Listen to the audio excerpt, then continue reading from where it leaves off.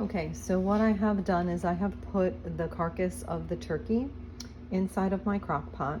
I had a giant onion, I cut it in half, and I stuffed it in the cavity.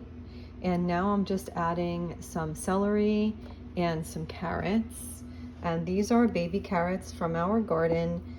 They overwintered and we are just using them to snack on, but I'm gonna add a bunch of them to the pot here, and that will just make for a tastier broth. Now, after I'm done adding whatever I want, and here's what I want to tell you, is that there's like no tried and true recipe for this other than just, you definitely need the carcass, you need the bones of your chicken or a beef bone or a turkey, whatever you're doing.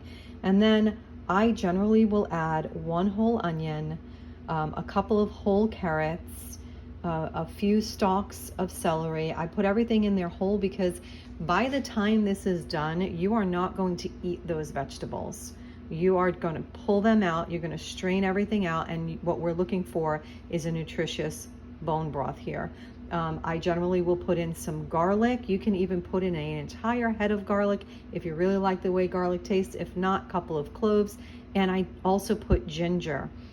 Those are staples that I use in my recipe, and I will write that so that you know what it is.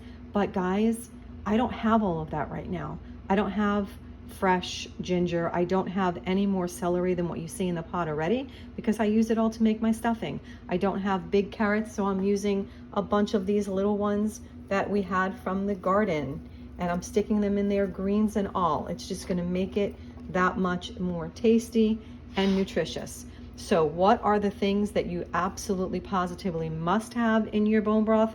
Is the bone, the meat, whatever bone you're using, whether it's chicken, turkey, beef.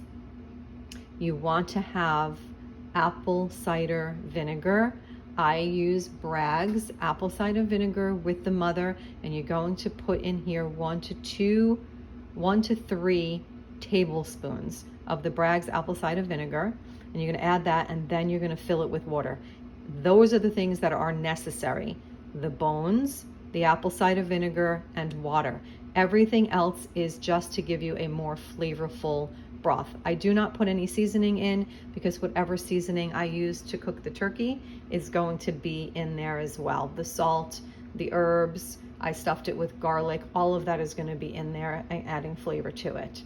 So main things, again, your carcass, 3 tablespoons of apple cider vinegar, fill with water to cover, and then we're going to put it on high for 1 hour.